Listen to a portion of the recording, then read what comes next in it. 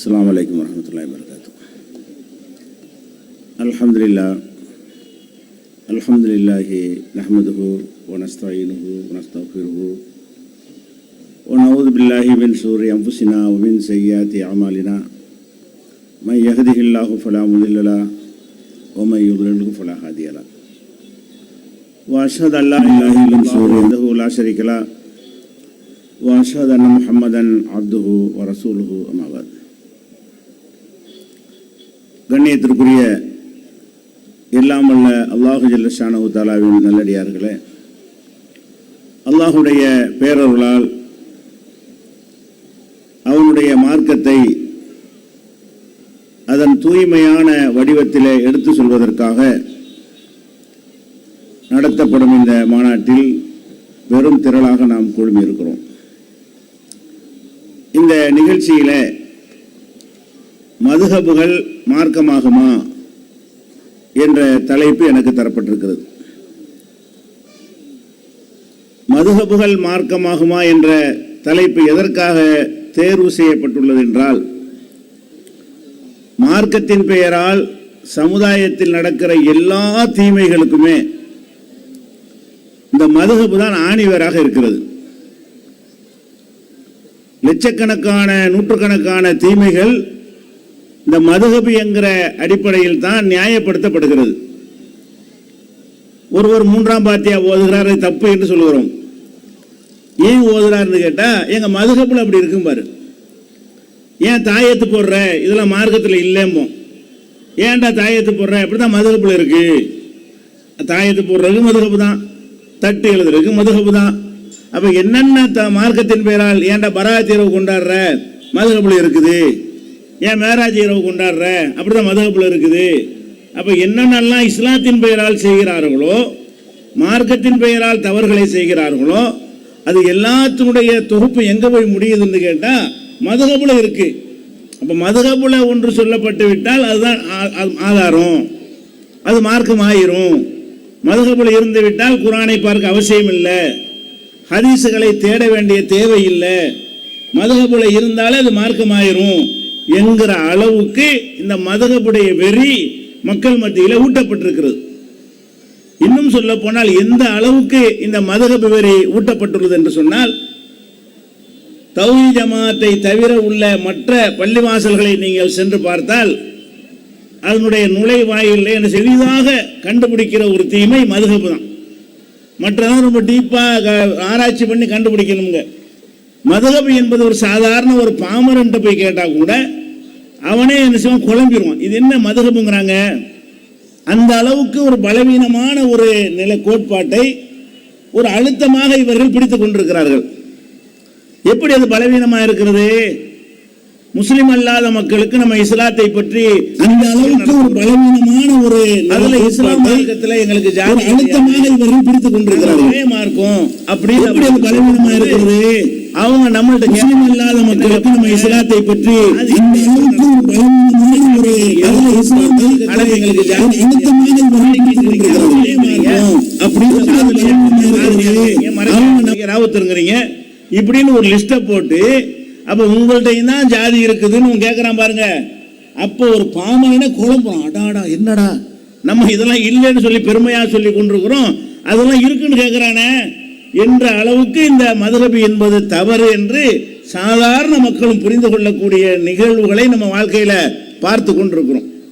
அப்ப இன்னும் சொல்ல போனால் இந்த மதுஹபை பின்பற்ற சொல்றான் பாருங்க, அந்த பின்பற்ற சொல்ற கோட்பாடு மதுஹபு தப்பு என்பதை விளக்கும்.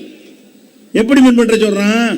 ஒரு ஹனபி மதுஹபுக்காரனால தான் அவன் என்ன சொல்லணும், எல்லாரும் ஹனபியாக மாறுங்கள் சொல்லணும். ஹனபி மதுஹபு சரின்னு அவர் நினைத்தாரையானால் ஒவ்வொரு சாபியையும் போய் ஹனபிக்கு அவன் அழைக்கணும். ஒவ்வொரு மாலிக்கையும் போய் என்ன செய்யணும், நீ மாலிக்கில் இருக்காது, இதுதான் சரி, இதுக்கு வந்துருன்னு சொல்லணும். ஹம்பலிக்காரனெல்லாம் தேடி தேடி போய் ஹம்பலி மதுஹபு தப்பு, எங்க ஹனபி தான் சரி அப்படின்னு சொல்லி மற்ற 3 மதுஹபுக்காரர்களை தவறை விளக்கி நான் இருக்கிறதா சரின்னு அவன் அழைக்கணுமா இல்லையா? அவன் அழைக்கணும். அழைச்சி பார்த்துருக்கிறீங்களா? பார்க்க மாட்டீங்க.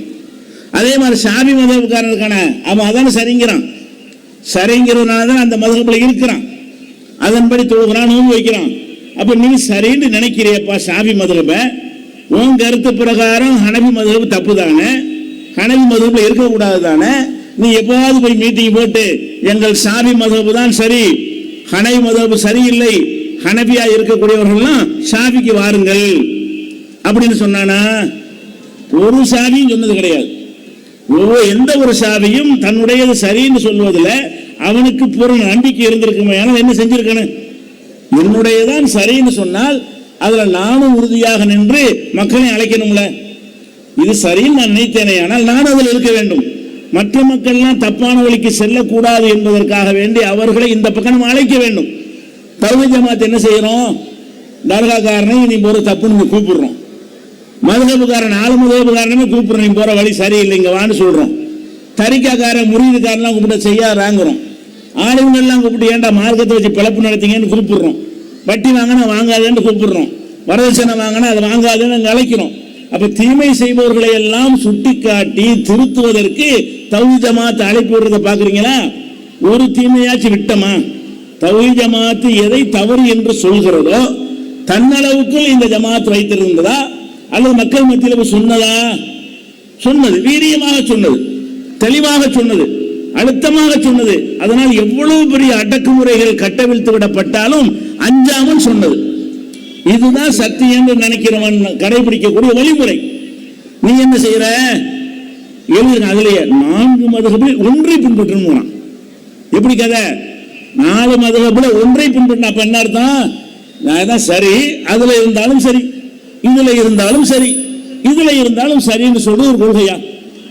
4 மதுஹப்ல இதைத்தான் பின்பற்றணும் சொல்லி பாரு, சண்டை அங்க நடக்கும், இங்க வராது. அப்படி சொல்லி பார்த்தாயானால் என்ன நடக்கும்? சண்டை உங்களுக்குள்ள நடக்கும், நாங்க வேடிக்கை பார்ப்போம். உங்களால் சொல்லவே முடியாது. என்ன சொல்றீங்க? 4 மதுஹப்ல ஏதாவது ஒண்ணு பின்பற்றுங்கள். அது எப்படி நீ சொல்ற? 4 மதுஹப்புடைய ஒவ்வொரு சட்டமும் எவ்வளவு வித்தியாசமா இருக்குது. இது சரின்னா அது தவறுண்டு வருது, அது சரின்னா இது தவறுண்டு வருது. எதை வேணாலும் பின்பற்றி எப்படி சொல்லுவேன்? இப்ப நான் சில சட்டங்களை உதாரணத்தை உங்களுக்கு சொல்கிறேன். இப்ப நம்ம தொழுகைக்காக தவறுண்டு வருது, நம்ம உழவு செய்யறோம். உழவு செய்யும் பொழுது அதுக்கு இன்னும் சில கடமைகள்லாம் இருக்கிறது. இந்த உழவு செய்யற கடமைகளை பற்றி ஒவ்வொரு மதுஹப் என்ன சொல்லுதுன்னு பாருங்க. இப்ப ஷாஃபி மதுஹப் பிரகாரம் நம்ம தலைக்கு மசகு செய்யணும்ல, உழவு செய்யும் போது தலைக்கு மசகு செய்யணும். அந்த மசகு செய்வதற்கு ஷாஃபி மதுஹப்புடைய சட்டம் என்னவென்று சொன்னால், கைனால தண்ணியை தொட்டு ஒரு முடி தலைக்கு மசகு செஞ்சாச்சு, இது போதும் இருக்குது. அல்லாஹ் சொல்றான் வம்சஹு பிரூசிக்கும்ங்கறான், உங்கள் தலைக்கு மசகு செய்து கொள்ளுங்கள். தலைன்னு அல்லாஹ் சொல்றான். தலைன்னா முழு தலையை தான் எடுத்துக்கொள்ளும். அப்ப தலைக்கு மசகு செய்யுங்கள் அல்லாஹ் சொல்லி இருக்கிறான். ரசூல் அவர்கள் செஞ்சியும் காட்டியிருக்கிறார்கள். தலைக்கு மசகு செய்யணும் என்ற கட்டளையை இப்படித்தான் செய்ய வேண்டும் என்று அவங்க செஞ்சியும் காட்டியிருக்கிறாங்க. அப்ப இவங்க என்ன செய்யறாங்க? ஷாஃபி மதுஹப்ல அவரை தலைக்கு மசகு என்றால் உளவு ஷாரத்தன், ஒரு முடியில் பட்டாலும் போதும். தலைக்கு மசகு செய்ய கை கால் மூஞ்செல்லாம் கழுவிட்டு ஒரு முடியில் அப்படி லேசா தடை விட்டீங்கன்னா நீங்க தலைக்கு மசகு செஞ்சுட்டீங்களாம், தொழுகை கூடுமா. இது யார் சொல்ற? ஷாஃபில சொல்றாங்க. ஹனபி என்ன செய்யறாரு தெரியுமா? மசகு என்றால் தலையில் 25% இருக்கணும் கால்வாசி. தலைக்கு மசகு என்பது எவ்வளவு குறைஞ்சபட்சம் 25% இருக்க வேண்டும். முக்கால்வாசி விட்டா பரவாயில்லை. அப்ப இந்த இப்படி செஞ்சுக்கலாம், இது கால் வந்துரும்ல. அவர் இப்படி செஞ்சா போதுங்கிறாரு, இவர் இப்படி செஞ்சா போதுங்கிறாரு. சரி, அது எது சரிங்கிறது அதுக்கு பிரச்சனை இல்லை. இப்ப கேள்வி என்னன்னு சொன்னா, உன்னுடைய ஹனபியுடைய கருத்து பிரகாரம் அது தப்பு தானே? இப்படிங்கிற தப்பு தானப்பா.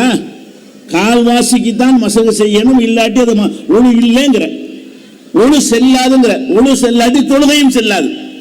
ஒழு செல்லவில்லை என்று சொன்னால் அந்த ஒழுவை கொண்டு தொழுகையும் செல்லுமா? தொழுகையும் செல்லாது. அப்போ உன்னுடைய கருத்து பிரகாரம் அவனுடைய தொழுகை நாசமாகிக்கொண்டே இருக்கிறது. யாருடைய தொழுகை? ஷாஃபி என்பவனுடைய தொழுகை ஒரு முடியில் தண்ணீரை தடவி தொழுகிறான அந்த தொழுகை எல்லாம் பாழாகி கொண்டே இருக்கிறது. அவன் தொழுகை பாழாகுது என்று உன் கொள்கையில சொல்லவும் செய்கிறாய், அதே நேரத்தில் சொல்கிறாய் அதையும் பின்பற்றிக்க. இது வேண்டாம், இதை பின்பற்றிட்டு போ, அதை வேண்டாம், அதை பின்பற்றிட்டு போ.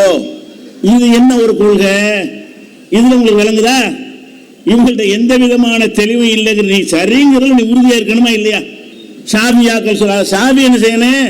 அவன் கூட இருக்கான் விட்டுருவான், கால்வாசி செய்யறது மார்க்கத்தில் இல்லைங்கிறது. ஹனபி பிரகாரம் ஷாஃபி செஞ்சால் அந்த தொழுகை கூடாது தானே? அது தப்பு தானே. அப்ப தப்புங்கிற நீ சொன்னியா? சொல்லல. அப்ப என்ன அர்த்தம்? நானும் தப்பு நீனும் தப்பு. எதனால வருது? நானும் ஹதீஸ் படி கால்வாசிங்கிறன 25% ஹதீஸ்ல உள்ளது இல்லை, ஒரு முடியும் ஹதீஸ்ல உள்ளது இல்லை. நான் ஒரு வகையா தப்பு செய்யறேன், நீ ஒரு வகையா தப்பு செய்யற. அதனால உன் தப்ப நான் பார்த்து கண்டுக்கிறல, ஏன் தப்ப நீ கண்டுக்கிறாத. இதான அர்த்தம். அப்ப ஏன் தப்ப நீ கண்டுக்கிறாத, உன் தப்ப நான் கண்டுக்கிறேன்னா அதான் தப்புக்கு ஆதாரம்.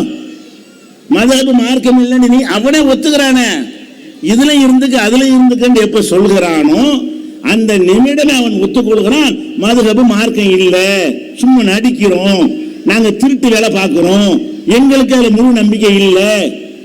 அதான் அர்த்தம். ஒருத்தன் உழவு செஞ்சுட்டான். உழவு செஞ்ச பிறகு அவனுடைய மனைவி கிளாஸை கைப்பற்றுச்சு. உழவு செய்த பிறகு அல்ல பொண்ணு மனைவியுடைய கை கணவன் மேல பட்டுருச்சு. மனைவி உழவு செஞ்சுட்டா, புருஷன் மேல பட்டுருச்சு. புருஷன் உழவு செஞ்சுட்டான், பொண்ணாடி மேல பட்டுருச்சு. அல்ல சகோதரி மேல கூட பட்டுருச்சு. பெண்ணு தானே, பெண்ணும் நாங்க வருது. அப்ப உழவு செய்து விட்டு பெண்களை தொட்டு விட்டால் உழவு நீங்கிவிடும் அப்படின்னு ஷாஃபி சொல்றாரு. பெண்கள் உழவு செஞ்சு தொட்டாங்கன்னு உழவு நீங்கிவிடும். அது ஹனபி என்ன சொல்றாரு? அது நீங்காது. உழவு செஞ்சுட்டு பெண்களை தொடுறதுனால என்ன செய்யாது? உழவு நீங்காதுங்கிற. அப்ப என்ன ஆகுதுன்னு கேட்டா, இப்ப ஷாஃபி இந்த மாதிரி செஞ்சுட்டு தொழுதாருன்னு வைங்க, அவர் தொழுகை செல்லாது. ஹனபியுடைய கருத்து பிரகாரம். எதுக்கு ஹனபியா சொல்றா? ஹனபி தான் இருக்கிறீங்க எல்லாரும் அதிகமா. அப்ப ஹனபிகள் விஷயத்துல உங்க கருத்து பிரகாரம் எது தவறோ, மாபெரும் தவறோ, எது பிழையோ, எதை செய்தால் ஒருத்தனுடைய தொழுகை பாழாகுமோ அதை தவறு என்று நீங்கள் சொல்லாமல் 4 மதுஹபில் ஏதாவது ஒன்றை பின்பற்றுகிறீங்க. நீ மதுஹப ஹனபின்னு சொல்லிக் கொண்டால் இதை செய், ஷாஃபின்னு சொல்லிக் கொண்டால் அதை செய். அப்படின்னா உங்களுக்கு நம்பிக்கை இருக்கா? அதை செய்யணும் எப்படி பண்ணி சொல்லுவேன்? அது தவறு என்று சொல்லும் போது நம்ம இப்படி சொல்லுவோமா? ஒருத்தன் வர்றான், உனக்கு நீ கோயிலுக்கு வேணாலும் போய்க்க, சர்ச்சைக்கு வேணாலும் போய்க்க, தர்காவுக்கு வேணாலும் போய்க்க, பள்ளிவாசல் வேணாலும் போய்க்க, இது ஒரு கொள்கையா? இப்படி சொன்னா இது ஒரு கொள்கையாண்ண? ஒரு கொள்கைன்னா யாரு கடவுளை யாரை வணங்குறோம்னு அடிச்சு சொல்றது ஒரு கொள்கையா? அதை வணங்கினாலும் அது, இதை வணங்கினாலும் இது, நம்ம நினைக்கிறபடி எல்லாம் நடக்கும்ன்றான. அதுக்கும் மதுஹபுக்கும் என்ன வேறுபாடு? அப்ப மதுஹபுடைய அடித்தளம் எப்படி இருக்குது என்று சொன்னால், அவருடைய ஒவ்வொரு நடவடிக்கையும் தங்களுடைய தவறு என்று எதை சொல்கிறார்களோ அதை செய்து கொள்ளுங்கள் என்று ஃபத்வா கொடுக்கக்கூடிய வகையில் என்ன செய்யறது அமைந்திருக்கிறத பாக்குறீங்க. அதே மாதிரி நம்ம ஒழுங்கு செய்யறோம். ஒழுங்கு செய்யும் பொழுது ஒழுங்கு செய்யறோம்ங்கிற நீயத்து இருக்குன்னு கண்டிப்பா ஷாஃபி மதுஹப்ல. ஹனபி மதுஹப்ல நீயத்துங்கிறதுக்கு அவசியம் கிடையாது. ஒழுங்கு செய்யறோம் இல்லையா, ஒழுங்கு செய்யறோம்ங்கிற அந்த எண்ணம் இருக்க வேண்டியது அவசியம் இல்லை அப்படின்னு எதுல இருக்கிறது? ஹனபி மதுஹப்ல இருக்கிறது. இதை புரிஞ்சுக்கிறதுக்காக சொல்றேன்னா, நம்ம இருக்கும் மழை பெஞ்சிச்சு, ரோட்ல போயிட்டே இருக்கிறோம், மழையில முழுசா நனைஞ்சிட்டோம். நினையும் பொழுது முகமும் கழுவப்பட்டுருச்சு, கையும் கழுவப்பட்டுருச்சு, மசவு செய்யறதெல்லாம் தாண்டி தலைப்புறம் தண்ணி ஊத்திருச்சு, காலும் கழுவப்பட்டுருச்சு. இப்ப உழவுடைய எல்லா வேலையும் நடந்துருச்சுல. நடந்துறதுனால ஹனபி கருத்து பிரகாரம் அவர் அப்படி போய் தொழுவலாம். அவர் மழையில நனைஞ்சாரு, ஆனா ஒழு செய்யறோம் நினைக்கவே இல்லை, சும்மா போகும்போது நினைஞ்சிட்டாரு. ஒழு செய்யறோம் என்று உட்கார்ந்து அதுக்கு மெனக்கட்டு அதை மனசால் நினைத்து கொண்டு அவர் செஞ்சால்தான் அது ஒழுண்டு ஆகும். இவர் ஒழு செய்யவே இல்லை, ஆனால் அவருடைய எல்லா காரியமும் நடந்து விட்டது. நடந்த உடனே ஹனபி என்ன சொல்றாருன்னு கேட்டா, இவனுடைய தொழுகை கூடும். ஏன் கூடும்? கழுவிட்டான்ல, மூஞ்ச கையை கழுவிட்டான்ல, தலைக்கு மசவு பண்ணிட்டான்ல, கால் ஈரமாயிடுச்சுல, அந்த காரியங்கள்லாம் நடந்துட்டதுனால அந்த தொழுகை கூடும் அப்படின்னு யார் சொல்றா? ஹனபி சொல்லிடுறாரு. அப்ப ஷாஃபி என்ன கேட்கிறாருன்னா, ஏண்டா உளுண்டா நினைச்சாம அவனே நினைச்சு பார்க்காத நேரத்துல தண்ணியை ஊற்றி விட்டுட்டு உளுண்டா எப்படி ஆகும், மனசுல நீயத்தை இல்லையடா அப்படின்னு அவர் சொல்றாரு ஷாஃபி. இப்ப என்ன ஆகுது? ஷாஃபி என்ன பண்ணனே, ஹனபிக்காரன்ட்ட போய் தொழுகையை பாழாக்குறியடா, நீயத்தை இல்லையடா உனக்கு, இது ஒரு இது ஒரு கொள்கையாடா, அதுல திருந்தி ஏன் கொள்கையை வாடான்னு சொல்லணுமா இல்லையா? ஷாஃபிக்காரன் என்ன செய்யறான்? அவனுடைய ஷாஃபி என்ன பண்ணனே, அவனுக்கு இல்ல பாழாக்குறியடா, அல்லாஹ் நீயத்தை இல்லையடா உனக்கு, நினைக்கவே இல்லை, இது ஒரு கொள்கையாடா, நினைக்காம திருந்தி ஏன் கொள்கையை வாடான்னு சொல்லணுமா இல்லையா? ஷாஃபி யார் கேக்குறா? ஷாஃபி இருக்குது அல்லாஹ் நீயத்தை இல்லையடா உனக்கு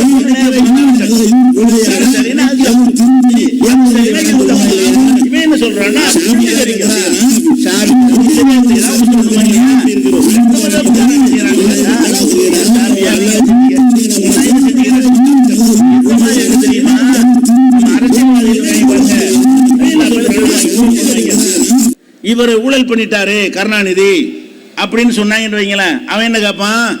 கருணாநிதி ஊழல் படலைன்னு சொல்ல மாட்டான். ஜெயலலிதா பண்ணலையோ அப்படின்னு கேட்பான். ஜெயலலிதா ஊழல் பண்ணிட்டாரு கொடுத்து வைங்களேன், அப்படின்னு செய்யணும். ஜெயலலிதா ஊழல் பண்ணலன்னு சொல்ல மாட்டான். ஏன் கருணாநிதி பண்ணலையோ? ரெண்டு திட்ட பேர் என்ன செய்வாங்கன்னு கேட்டா, ஊழல்னு சொன்னா நான் செய்யலைன்னு சொல்ல மாட்டான். நான் மட்டும் நீ தானே செஞ்ச. ஜெயலலிதா ஊழல் பண்ணிட்டாருன்னு சொன்னா அவனையும் சேர்த்துக்கிறான், அவனை சொன்னா இவனையும் சேர்த்துக்கிறான். இதுக்கு மதப்பு என்ன வித்தியாசம்? இந்த மாதிரி அரசியல்வாதிகள் பேசுவதற்கு நீ வச்சுக்கிற மதகப்பு கொள்கையில உனக்கு உள்ள பிடிமானத்துக்கும் என்ன வித்தியாசம் இருக்கிறது? ஏன்னான்னு கேட்டா, நானும் மீறேன் அவனும் மீறான், அவ்வளவுதான். அவர் மட்டும் கரெக்டா சுண்ணத்துல கரெக்டா இருக்காரோ, அவர் ரெண்டு மீறுவார், நாங்க ரெண்டு மீறிக்கிறோம், கண்டுக்கிற மாட்டோம், ஒருத்தர் அட்ஜஸ்ட் பண்ணிக்கிறோம். இது தவிர ஏதாவது கொள்கை இருக்கா? இது ஒரு கோட்பாடா? இப்படி ஒரு பேசிக் இல்லாத ஒரு கொள்கையில் இருந்தா மறுமையில் வெற்றி பெற இயலுமா? மதுகப்புகள் மார்க்கம் இல்லை என்பதை அவங்களுடைய ஒவ்வொரு பத்வாக்களும் ஒவ்வொரு செயல்களையும் பார்த்து பார்த்து நம்ம என்ன செய்யலாம், அறிந்து கொள்ள முடிகிறது. அதே மாதிரி நம்ம தொழுகிறோம். தொழுகக்கூடிய நேரத்தில் அல்லாஹ் அக்பர்னு சொல்லி தக்பீர் கட்டி தொழுகணும். இது நம்ம எல்லாரும் அறிஞ்சு வச்சிருக்கிறோம். ஷாஃபி மதுஹபில் அப்படித்தான் தொழுகணும். ஹனபி மதுஹபில் என்ன செய்யறாங்கன்னு கேட்டா, அல்லாஹ் அதெல்லாம் அவசியம் கிடையாது. அர் ரஹ்மான் அக்பர் கூட போட்டுக்க, அர் ரஹீம் அக்பர் கூட போட்டுக்க. அல்லாஹ்வுடைய 99 பேர் இருக்குல்ல, அல்லாஹ்னு ஒரு பேரு, ரஹ்மான், ரஹீம், ஜப்பார், ரஸாக், வஹாப், காதிர், சமீ, பஷீர்னு எவ்வளோ பேர்கள் இருக்கு. அல்லாஹ்வுடைய எத்தனை பேர் இருக்குல்ல, அவனுடைய பேர்களில் ஒன்று போட்டுக்கிட்டு அக்பர்னு சேர்த்துக்கிற வேண்டியதான். அப்போ அர் ரஹ்மான் அக்பர்னு தக்பீர் கட்டுறாரு. இது ஹனபிக்கு கூடும். அப்படி தொழுதால் அந்த தொழுகை செல்லும். ஷாஃபிட்ட செல்லாதீங்க, அவன் அல்லாஹ் அக்பர் சொல்லல அப்படிங்கிற. இப்ப நீ என்ன செய்யணும்? இது சரி என்றால் அது தவறு, அது சரி என்றால் இது தவறு. அப்ப ஒவ்வொருத்தரும் என்ன செய்யணும்? உறுதியாக நின்று அந்த சரியான கொள்கையில் என் சகோதரன் இருக்கிறான், அவனுடைய இபாதத்து பாழாகிறது, அவன் தப்பா போய் கொண்டிருக்கிறான், அவன் மறுமையில் நஷ்டப்பட்டு விடுவான், அந்த தப்பை நம்ம புரிய வைத்து அவனை நம்ம கொண்டு வரணும். அப்படி நீ பாடுபடல, அதனுடைய கடமையா இல்லையா? நன்மை ஏவி தீமையை தடுக்கிறது என்று சொன்னால் நமக்கு எது நன்மை என்று தெரிகிறதோ அதை ஏவணுமா இல்லையா? நமக்கு எது தீமை என்று தெரிகிறதோ அதிலிருந்து தடுக்கணுமா இல்லையா? அப்ப நன்மை ஏவி தீமையை தடுக்குதல் என்கிற இந்த கான்செப்ட்ல வைத்து பார்த்தாலும் ஒரு மதுஹபுக்காரனுக்கு மாத்தமா இன்னொரு மதுஹபுக்காரன் சொல்லும் பொழுது இவர்கள் எப்படி பேச வேண்டும் என்றால், 4 மதுஹப் எல்லாம் கிடையாது, இது ஹனபிகள் மாத்திரம் தான் அந்த பள்ளிக்கு வர வேண்டும், ஷாஃபி மாத்திரம் தான் வர வேண்டும், மற்ற எல்லாம் வழிகேடு அப்படி சொல்லி பார்ப்போம். அப்படி சொன்னாயானால் மதுஹப்ல உனக்கு நம்பிக்கை இருக்குன்னு அர்த்தம். அப்படி சொல்லவில்லையானால் உனக்கே மதுஹபில் நம்பிக்கை இல்லை, உனக்கே அது ஒரு பலவீனமான ஒரு கொள்கை, பலவீனமான கோட்பாடுன்னு தெரியுதா இல்லையா? இப்படியான ஒரு நிலைப்பாட்டை நம்ம பார்க்கிறோம். அதே மாதிரி தொழுகை மட்டும் இல்லை, சாப்பிட்றோம். அல்லாஹ் தான் ஹலாலாக்குறான். அல்லாஹ் எதையெல்லாம் ஹலாலாக்கணும் அது ஹலாலு.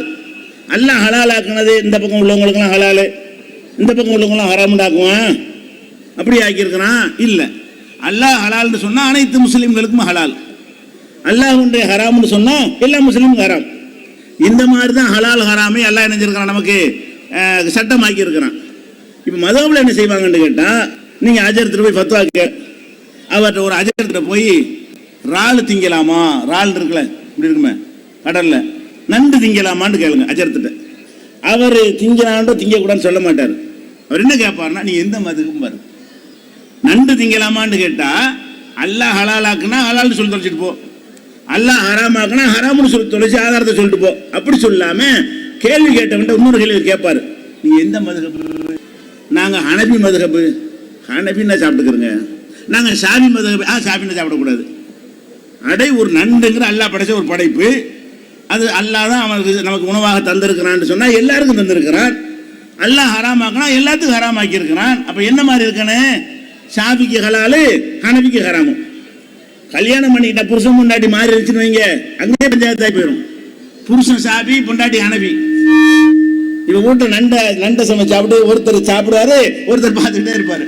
இவருக்கு ஹலால், அவருக்கு ஹராம். அப்ப ஷாஃபியா இருந்தா அவருக்கு ஹராம் ஆகி போயிடுது, மக்ரூஹ் ஆகிடுது. ஹனபியா இருந்தா அவர் சாப்பிடலாம். என்ன மார்க்குது, என்ன விளையாடுறீங்க? எல்லாரையும் அல்ல ஒரே கேள்வி தானே கேட்பான். ஒரு விஷயம் கூடும்னா எல்லாத்துக்கும் கூடும். மறுமையில விசாரணை நடக்கிறது. நீ ஏப்பா நண்டு சாப்பிட ஹராம்னு சொன்ன? நான் மதுஹப்ல சொன்னாங்க. நீ ஏப்பா சொன்ன? எங்க மதுஹப்ல அப்படி நல்லா விட்டுருவானே? நம்மள்ட்ட கேட்குறான்னு வைங்க, நீயா ஹலாலுங்கிற? அல்லாஹ் நீ தான் ஹலாலாக்கி இருக்கிறாய். கடலில் உள்ள எல்லாம் ஹலால். உஹில்லலக்கும் சைதுல் பஹரி வ தாமு, கடலில் உள்ள அனைத்து பிராணிகளும் உங்களுக்கு ஹலாலாக்கப்பட்டிருக்கிறது. வேட்டையாடுவது உண்பதெல்லாம் ஹலாலாக்கப்பட்டிருக்கு நல்லா சொல்லிட்டான்.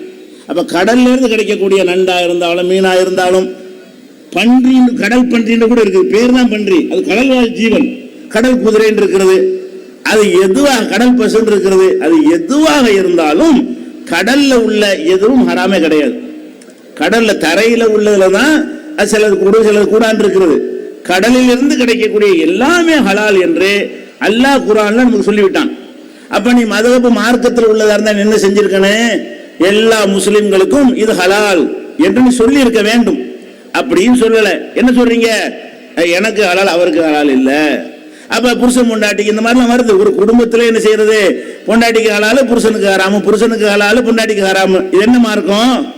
அப்ப இந்த மாதிரி எல்லாம் குழப்பம் போது இந்த மார்க்கத்தின் மீது மக்களுக்கு நம்பிக்கை குறையுமா குறையாதா?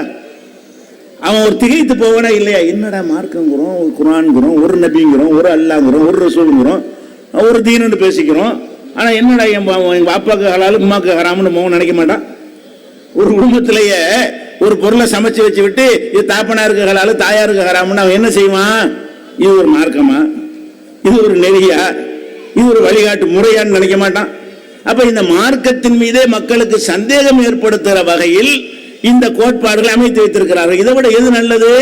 அல்லாஹ் என்ன சொன்னா சொல்லு, அல்லாஹ்வுடைய ரசூல் என்ன சொன்னாங்க. இன்னும் சொல்ல போனால் இந்த ஹலால் ஹராம் ஆக்குற ஒரு ரைட்டை வந்து முதல் உரையில உங்களுக்கு சொன்னாங்க. அல்லாஹ்வுடைய ரசூலு கூட அல்லாஹ் கொடுக்கல.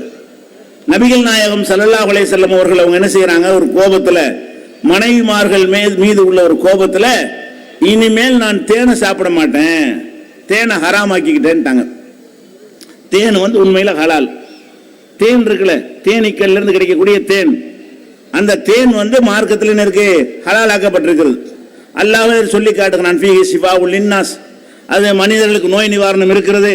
அது வந்து ஷராபுன் முக்தலிஃபுன் அல்வானு, பல நிறங்களில் கிடைக்கக்கூடிய பானங்கள் கிடைக்கிறது என்றெல்லாம் அல்லாஹ் தேனை பற்றி நமக்கு ஹலால் என்று குர்ஆன்ல சொல்லி காட்டுகிறான்.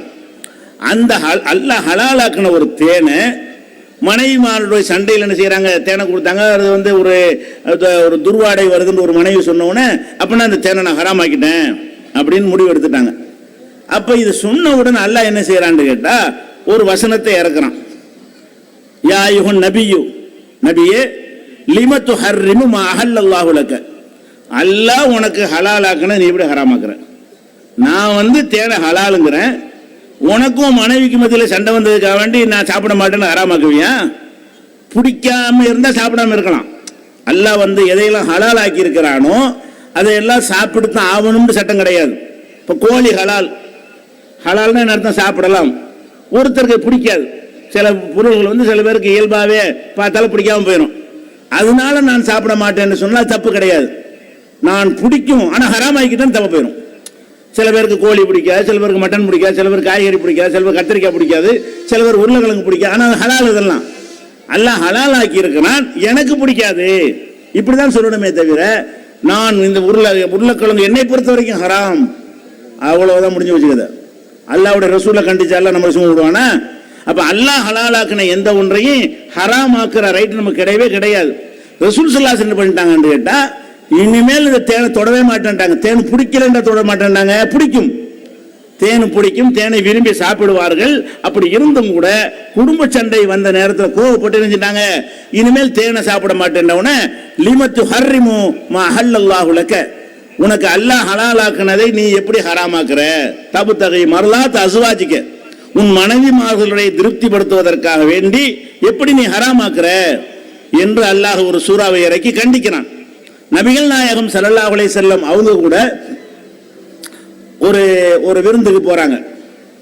அந்த விருந்துல சாப்பாடுலாம் வச்சிருக்கும் போது உடும்பு இருக்குல்ல, உடும்புனா அந்த ஓனான் மாதிரி இருக்கும் உடும்பு, அந்த உடும்பு கறியை சமைச்சு வச்சிருக்கிறாங்க. அப்ப நபிகள் நாயகம் ஸல்லல்லாஹு அலைஹி வஸல்லம் மற்ற சஹாபாக்கள்லாம் போயிருக்கும் பொழுது அதை எடுத்து அவங்க சாப்பிடுறது கையை நீட்டுறாங்க.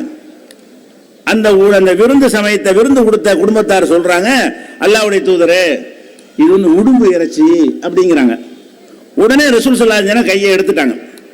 அந்த உடும்பு இறைச்சியை சாப்பிடுவதற்கு கையை கொண்டு போனவர்கள் ஏதோ மட்டன் கிட்டன் சிக்கன் நினைச்சு எடுத்துருப்பாங்க, ஏதோ ஒரு நினைச்சு கையை கொண்டு போயிருக்கிறாங்க. அது உடும்பு என்று அந்த விருந்து கொடுத்தவர்கள் சொன்ன உடனே கையை அப்படி மடக்கிட்டாங்க.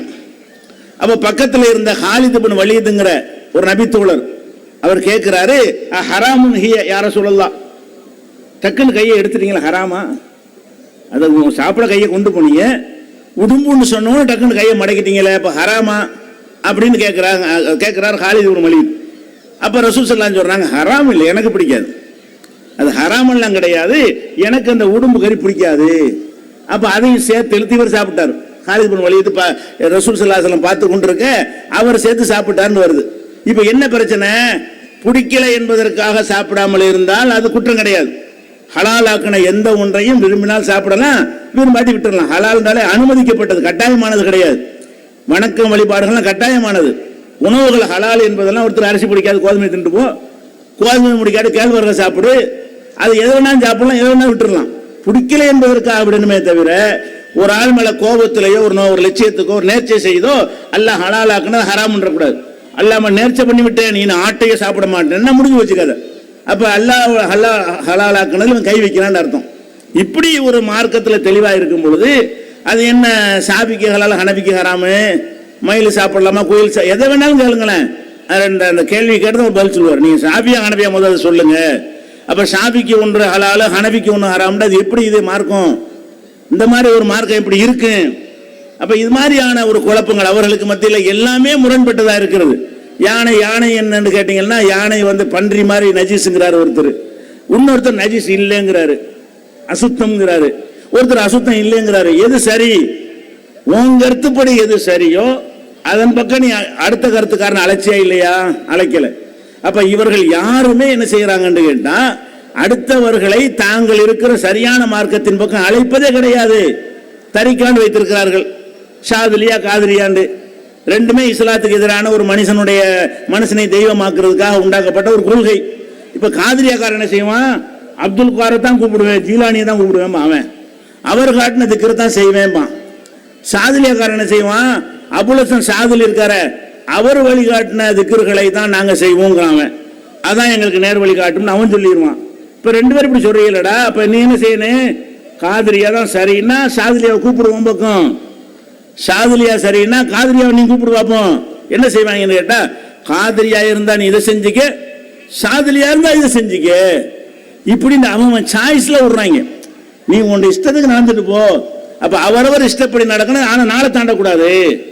ஒன்னு ஷாபியா இருந்துக்க, இல்லாட்டி ஹனபியா இருந்துக்க, இல்லாட்டி மாலிக்கா இருந்துக்க, இல்லாட்டி ஹம்பலியா இருந்துக்க. இப்படியான ஒரு நிலைப்பாட்டில் இருக்கும் பொழுது அவர்களே மாறுபட்ட பாரதூரமான ஒரு கொள்கையில இருக்கும் பொழுது அதுல இருந்து கொண்டு ஒருத்தர் மற்றவரை குறை சொல்ல மாட்டேன் என்கிறார்கள், விமர்சிக்க மாட்டேன் என்கிறார்கள், அது தவறு என்று சொல்ல மாட்டேன் என்கிறார்கள். இதெல்லாம் பார்க்கும் என்ன விளங்குறது? இது மார்க்கத்தின் அடிப்படையில் அவங்க எடுக்கல, மனோ இச்சைப்படி எடுத்திருக்கிறார்கள். மனோ இச்சை பிரகாரம் நம்மளை அனுப்பின்னு சொல்லி தொலைச்சிட்டாங்க, நம்ம அதுல போயிடுவோம். அவன் ஷாஃபிங்கிறாங்க, அவன் அதுல போறான். இப்படிங்கிற மாதிரி ஒரு அட்ஜஸ்ட்மெண்ட் அடிப்படையில் தான் மதுகபுடைய எல்லா சட்டங்களும் அமைந்திருக்கிறத பார்க்கிறோம். அப்ப நிறைய விஷயங்கள் அகீதா விஷயங்கள்ல கூட முரண்பட்ட கருத்துக்கள் அவங்கள்ட்ட இருக்கிறது. எந்த மாதிரி இருக்கிறது? உதாரணமா எடுத்துக்கொள்வோம். அல்லாஹ் பத்தி பேசுறோம். ஒரு மதுகபுல என்ன செய்யறாங்கன்னா அல்லாஹ் வருவான் அப்படின்னா வருவான்னு தான் அர்த்தம், அல்லாஹ் பிடிப்பான்னு தான் அர்த்தம், அல்லாஹ் பார்க்கறான்னு தான் அர்த்தம். இப்படின்னு ஒரு மதுகபுல சொல்லிடுறாங்க. இன்னொரு மதுபுக்காரன் என்ன செய்யறான்னு கேட்டா அதுக்கு பிடிப்பாண்ட அந்த அர்த்தம் கிடையாது, தண்டிப்பாண்ட அர்த்தம். அல்லாஹ் வருவாண்ட அர்த்தம் கிடையாது, அல்லாஹ்வுடைய பவர்ன்ற அர்த்தம், சக்தின்ற அர்த்தம் வியாக்கியானம் கொடுக்குறாங்க. இது ரெண்டும் ஒன்னா? ரெண்டு ஏருக்கு மாறா இருக்கா இல்லையா? அப்ப ஏருக்கு மாறா இருக்கும் பொழுது என்ன செய்யறான்னு கேட்டா அதுவும் சரி இதுவும் சரிங்கிறான். உனக்கு அது சரி எனக்கு இது சரின்னா இது என்ன கொள்கை? இந்த ஒரு குழப்பத்தினால இதுல விடுபடணுமா இல்லையா? ரெண்டும் சரின்னு சொல்லி உங்களை குழப்பறான்னு சொன்னா இதுல ரெண்டும் எப்படி சரியா இருக்கும்? அல்லாட்ட ஒண்ணுதானே சரியா இருக்கும். அல்லாஹ் கொடுத்த மார்க்கத்துல ஒண்ணு அது சரியா இருக்கணும், இல்ல இது சரியா இருக்கணும், இது ரெண்டு அல்லாத வேற கருத்து சரியா இருக்கணும். இந்த மாறுபட்ட இரண்டும் சரியா இருக்குமா? கண்டிப்பா சரியா இருக்காது. சரியா இருக்குன்னு இவன் சொல்றான். அப்ப இதையெல்லாம் பார்க்கக்கூடிய நேரத்தில் மதுஹபுகள் என்பது மார்க்கம் இல்லை என்பதற்கு முதல் ஆதாரமாக இதை நீங்கள் மனசுல வைத்துக் கொள்ள வேண்டும். மதுஹபுகள் நாளில் எதிலும் இருக்கலாம்ங்கிறான். அப்ப இவன் தவறு, இவன்கிட்ட தெளிவு இல்லை, இவன்கிட்ட நேர்மை இல்லை, இவன்கிட்ட உறுதி இல்லை, இவன் செய்யற தப்புக்காக அவனும் இவனு சேர்ந்து தப்பு செய்யறதுனால ஷாபி மதுஹபுமே தப்பு அவனுக்கு தெரியுது, ஹனபி மதுஹபுமே தப்பு, அதனால நான் இந்த தப்பை செய்யும் பொழுது நீ கண்டிக்காத, நீ அந்த தப்பை செய்யும் பொழுது நான் கண்டிக்க மாட்டேன். இதுல விளங்கிருச்சா மதுஹப் தவறு என்பது? மதுஹப் தவறு என்பதற்கு இவங்களுடைய முரண்பட்ட மாறுபட்ட ஃபத்வாக்களை வைத்து நம்ம என்ன செய்யலாம், தவறுன்னு கண்டுபிடிச்சிடலாம். அடுத்ததாக பார்த்தீங்கன்னா இந்த மதுஹப்களை எடுத்து ஒவ்வொரு சட்டத்தையும் எடுத்து பார்த்தா குர்ஆனோடு நேர மோதக்கூடிய, ஹதீஸோடு நேர மோதக்கூடிய விஷயங்களை எல்லாம் மதுஹபின் பெயரால் செய்து கொண்டிருக்கிறார்கள். இப்போ வெள்ளிக்கிழமை ஜும்மா தொழுகை கடமை. இந்த ஜும்மா தொழுகையில் எல்லா பள்ளிவாசலையும் தௌஹீத் ஜமாஅத் பள்ளியை தவிர அனைத்து பள்ளிவாசல்லையும் வெள்ளிக்கிழமைக்கு மட்டும் 2 பாங்கு சொல்வார்கள். ஜும்மாவுக்கு ஒரு 5 வக்து தொழுகைக்கு 5 பாங்கு தானே. சுபுக்கு ஒரு பாங்கு, லோஹருக்கு ஒரு பாங்கு, அசருக்கு ஒரு பாங்கு, மகரிபுக்கு ஒரு பாங்கு, இஷாவுக்கு ஒரு பாங்கு, இதுதான் சொல்லப்பட வேண்டும். வெள்ளிக்கிழமை மட்டும் 6 பாங்கு சொல்லுவாங்க. சுபுக்கு ஒரு பாங்கு. ஜும்மாவுக்கு என்ன செய்வாங்கன்னு கேட்டா, ஒரு 12:30 மணிக்கு இமாம் வந்து மெம்பர்ல ஏறி உரை நிகழ்த்துவார்ல, இமாம் 12:30 மணிக்கு மெம்பர்ல உரை நிகழ்த்துவார் என்று சொன்னால் 12க்கு ஒரு பாங்கு சொல்வார்கள். 12 மணிக்கு பாங்கு சொல்லிட்டு இமாம் ஏறி மெம்பர்ல உட்காருவார்ல, உட்கார வச்சுட்டு என்ன செய்வாங்க, வந்து மெம்பர்ல ஏறி அவர் உட்காருவார். அவரை உட்கார வைத்துக் கொண்டு ஒரு பாங்கு சொல்லுவாங்க. அந்த பாங்கு சொல்லி முடிச்சவொன்னு அவர் எந்திரிச்சு உரை நிகழ்த்துவார். அப்ப எல்லா பள்ளிகளையும் இதை நீங்க பார்க்கலாம். தௌஹீத் ஜமாஅத் பள்ளியை தவிர நாட்டில் உள்ள எல்லா பள்ளிகளையும் மதுஹபின் அடிப்படையில் உள்ள அனைத்து பள்ளிகளையுமே வெள்ளிக்கிழமை ஜும்மாவுக்கு 2 பாங்குகள். இது பாங்குங்கிற பெரிய இபாதத், ஒரு வணக்கம். அல்லாஹ்வுடைய ஜும்மாங்கிற முக்கியமான ஒரு வணக்கம். அந்த ஜும்மாங்கிற ஒரு வணக்கத்துல 2 தடவை பாங்கு சொல்கிறார்கள். இந்த 2 தடவை பாங்கு சொல்றாங்க இல்லையா, அந்த மதுஹபுக்காரர் ஷாஃபியும் சொல்கிறார்கள், ஹனஃபியும் சொல்கிறார்கள், 4 மதுஹபும் சொல்கிறார்கள். அவங்கள்ட்ட இதுல ஒற்றுமையா இருப்பாங்க சில விஷயத்துல, அது மாதிரி உள்ளது இது ஒண்ணு. அப்ப இந்த மாதிரி 2 பாங்கு சொல்றீங்களப்ப, இந்த 2 பாங்கு சொல்ல வேண்டும் என்று குர்ஆன்ல இருக்குதா கேளுங்க. இல்லைன்றுவாங்க. ஹதீஸ்ல இருக்குதான்னு கேளுங்க. ரசூலுல்லாஹ் செஞ்சாங்களான்னு. ரசூல் ஸல்லல்லாஹு அலைஹி வஸல்லம்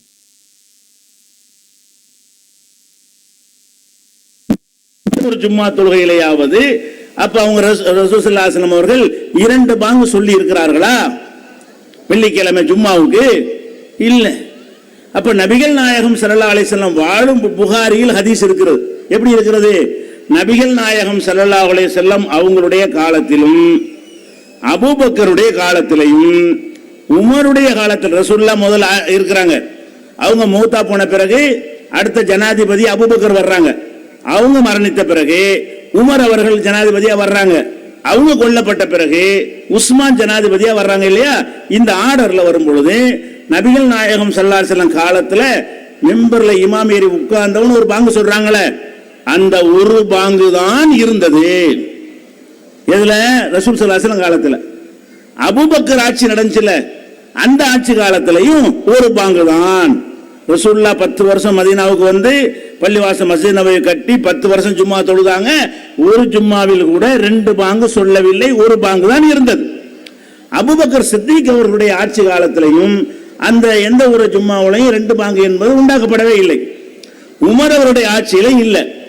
உஸ்மானுடைய ஆட்சி வந்த பொழுது மக்கள் எல்லாம் உரை கேட்க வரமாட்டேன் என்கிறார்கள் என்ற காரணத்தை சொல்லி கடை வீதியிலே, ஜௌரா என்ற கடை வீதியிலே ஒரு பாங்கு சொல்ல சொன்னார்கள், அறிவிப்பு செய்ய சொன்னார்கள் வருது.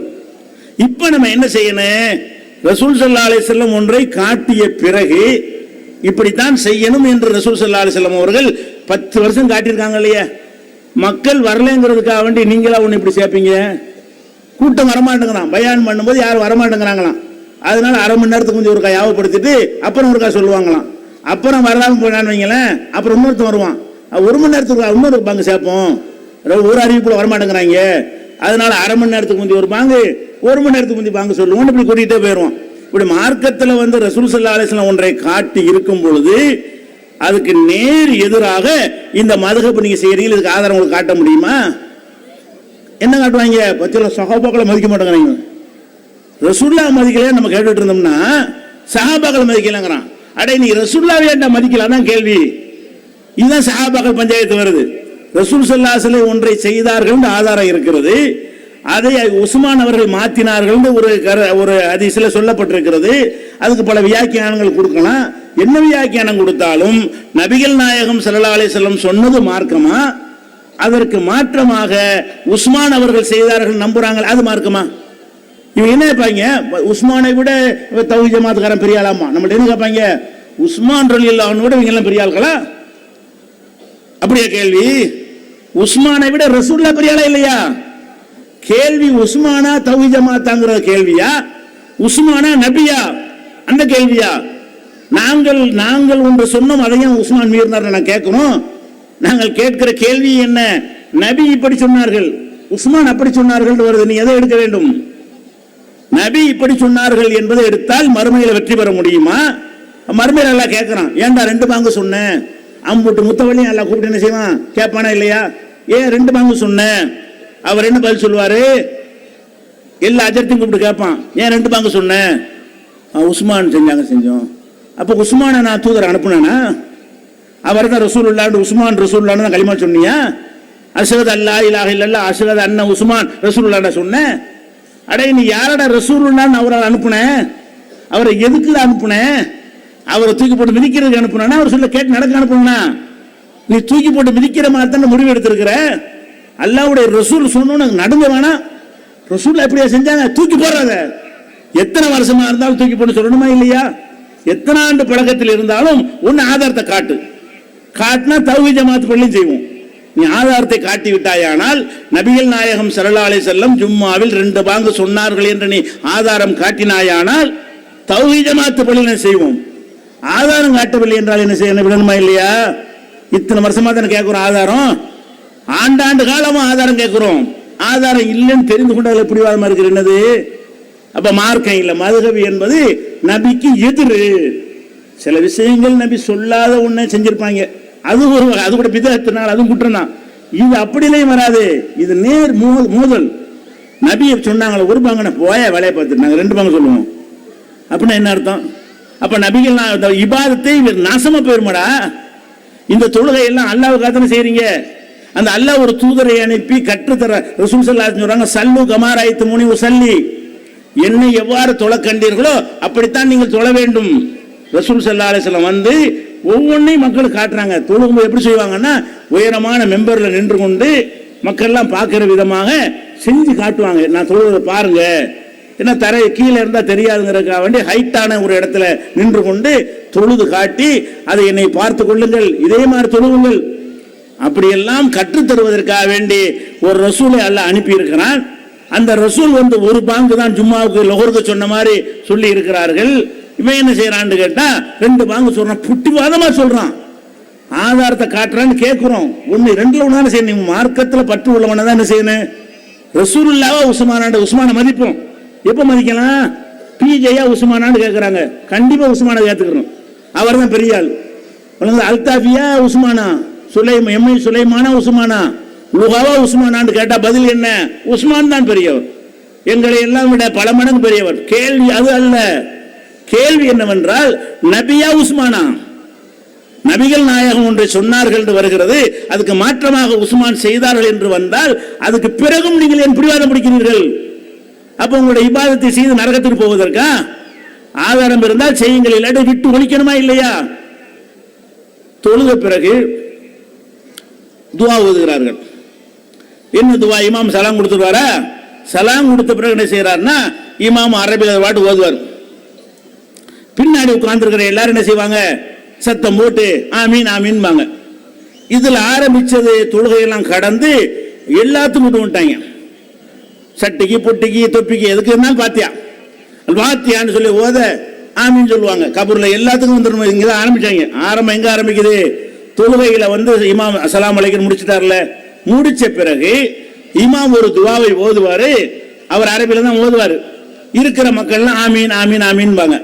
இப்படி ஒரு பழக்கம் எல்லா பள்ளியும் இருக்கா? தௌஹீத் ஜமாத் பள்ளியை தவிர எல்லா பள்ளி வாசல்ல இதை பாக்குறீங்களா இல்லையா? இப்படித்தான் இருக்கு நடைமுறை.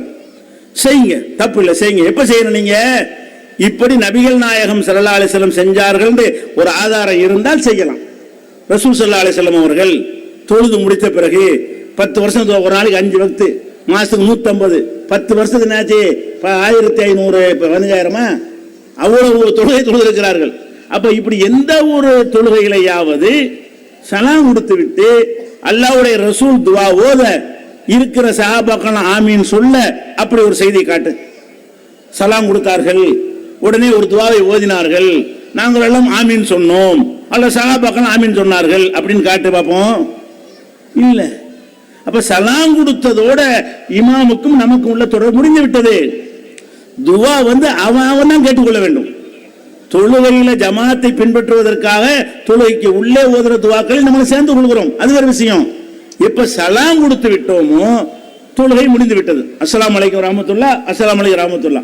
அவர் இமாம் இல்ல, நம்ம பின்பற்றக்கூடிய முக்ததி கிடையாது, பிரிஞ்சிட்டோம். இதுக்கு பிறகு இவர் துவா ஓதி ஆமீன் சொல்வதுங்கிறீங்களே, இது எங்க இருந்து எடுத்தீங்க? குர்ஆன்ல இல்ல, ஹதீஸ்ல இல்ல.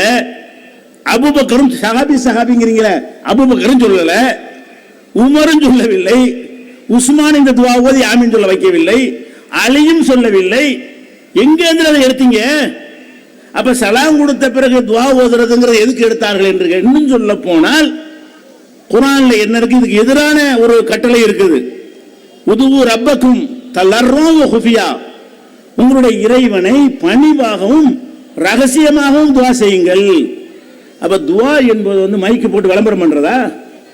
துவா என்னை படைச்ச இறைவன்ட்ட நான் கேட்கக்கூடிய கோரிக்கை. அதையும் உனக்கு தெரியும்படி நான் கேட்கணும். நான் எப்படி பேசினாலும் அவனுக்கு தெரியுமே. யாலமு ஹாயினத்தல் ஆயுனி மா துஃபி சுதூர், கண்களின் சாடைகளையும் அவன் அறிவான், உள்ளங்கள் மறைத்து வைத்திருப்பதையும் அறிவான் என்று அல்லாஹ் குர்ஆன்ல சொல்லுகிறானே. என் இறைவன்ட்ட நான் கேட்பேன். இப்ப நான் பாரதூரமான பாவம் செஞ்சிருப்பேன், அதை என் இறைவன்ட்ட நான் சொல்லி என்ன செய்வேன்? யா அல்லாஹ் நீ மனுஷன் கேட்பேன். அதையே யா அல்லாஹ் நான் 10 பேரை கெடுத்து விட்டேன், 5 பேரை கொலை பண்ணி விட்டேன், இப்படி போட்டு உங்களுக்கு நான் சொல்லி சொல்லணுமா? அட, என் இறைவனுக்கு நான் பாவம் செய்து நான் திரும்பினேனே ஆனால் நான் என் இறைவன்ட்ட மன்றாடுவேன், இறைவன்ட்ட அழுவேன். லேசாக சொன்னாலும் கேட்கும், வாயில நான் சொல்லி கொண்டால் கூட அவனுக்கு கேட்கும், அவன் மன்னிப்பான். அதே மாதிரி நம்ம சில பெரிய விஷயங்கள் அல்லட்ட கேட்போம். நான் ஒரு சாதாரண ஒரு சைக்கிள் கடை, பஞ்சர் ஓட்டுற கடை வச்சிருப்பேன். அவன் நான் அந்த நிலையில் இருக்கிற ஒருத்தன் என்ன செய்வான்? யா அல்லாஹ் என்னை ஒரு மல்டி மில்லியன் கோடீஸ்வரன் ஆக்கன்னு கேட்டான்னு வைங்களேன், 50 பேர் சிரிப்பாங்க. ஆசைப்பார் வச்சிருக்கிற சைக்கிள் கடை ஒரு கோடீஸ்வரர் ஆகணுமா அப்படி கேட்பே இல்லையே. அதை ஏன்டா உனக்கு தெரியுமா நான் கேட்கணும்? நான் என் இறைவன்ட்ட கேட்பேன், இறைவன் கேள்வி பண்ண மாட்டான். என் இறைவன்ட்ட நான் சைக்கிள் கடை வச்சிருக்கிற ஒருத்தன், இறைவா என்னை கோடீஸ்வரன் ஆக்கு என்று கேட்டால் இறைவன் என்ன செய்வான்? என் அடியானை பார்த்தீர்களா? என்னுடைய வல்லமையில் எவ்வளவு நம்பிக்கை, அவனுக்கு ஒரு துப்புமே இல்லை, ஆனால் நான் தருவேன் நினைக்கிறானே, எந்த சோர்ஸும் இல்லை. ஆனாலும் என் மீது எவ்வளவு நம்பிக்கை இருந்தால், என் வல்லமையின் மீது எவ்வளவு அவனுக்கு நம்பிக்கை இருந்தால் இப்படி கேட்பான். அப்படி என் இறைவன் எடுத்துக்கொள்வான். நான் மெதுவாக கேட்டுக்கொள்வேன். அது உனக்கு தெரியும்படி மைக்க போட்டு கேட்டா நீ என்ன செய்வ? கிண்டல் பண்ணுவேன். ஆசைப்பார் அப்படிமா. ஒருத்தர் 75 வயசாச்சு, புள்ள இல்லை. அப்ப கேட்கறான், யா அல்லாஹ் எனக்கு ஒரு பிள்ளை தாண்டு இருக்கனால என்ன செய்வீங்க? இந்த கழுத்து பயிலுக்கு ஆசைப்பார் சொல்லலாம் இல்லையா? நான் மைக்க போட்டுக்கிட்டு ஊருக்கு விளங்குற மாதிரி யா அல்லாஹ் எனக்கு ஒரு பிள்ளையை தான்னு கேட்டா 25 கேட்டா கேள்வி பண்ண மாட்டீங்க, 35 கேட்டா கேள்வி பண்ண மாட்டீங்க, 75 வயசு கிழவனா போகும்போது கேட்டான்னா அந்த கழுத்து பயிலுக்கு ஆசைப்படுறான் அப்படி கிண்டல் பண்ணுவீங்கல்ல. என் இறைவன் இப்படி கிண்டல் பண்ணுவானா? இறைவன் என்ன செய்வான்? ஜக்கரியா நபி இப்படித்தானே கேட்டாரு. ஒஸ்தால ரசு சைபா, யா அல்லாஹ் தலையெல்லாம் நரைச்சு போச்சு, இன்னி வகனல் அளவு மின்னி, எலும்புலாம் பலவீனமாகி போச்சு, யா அல்லாஹ் எனக்கு ஒரு பிள்ளையை தாண்டாரு. நான் தள்ளாது, என் மனைவி வேறு பிள்ளை பேர் இல்லாமல் இருக்கிறாள், அதனால எனக்கு பிள்ளையை தாண்டு ஒரு கேட்டார், அல்ல ஏற்று கொடுத்தான். அல்ல என்ன செய்வான்? நான் என் இறைவன்ட்ட நானாக நேரடியாக கேட்டேனே ஆனால் என் இறைவன் அவள் பெருமையாக கருதுவான். என் அடியானை பார், இந்த 75 வயசாக இருந்தாலும் புள்ள கொடுக்க முடியும் என்னால். அப்படி என் அடியான் நம்புகிறான், என் வல்லமையை புரிந்திருக்கிறான், என்னை சரியான இடத்தில் வைத்திருக்கிறான். ஒரு சராசரி மனிதன் மாதிரி அவன் நினைக்கவில்லை. அலாக்குள்ளி செய்யும் கதீர், எல்லா பொருளுக்கும் ஆற்றல் மிக்கவனாக என்னை கருதுகிறான் என்று என் இறைவன் சந்தோஷப்படுவான்.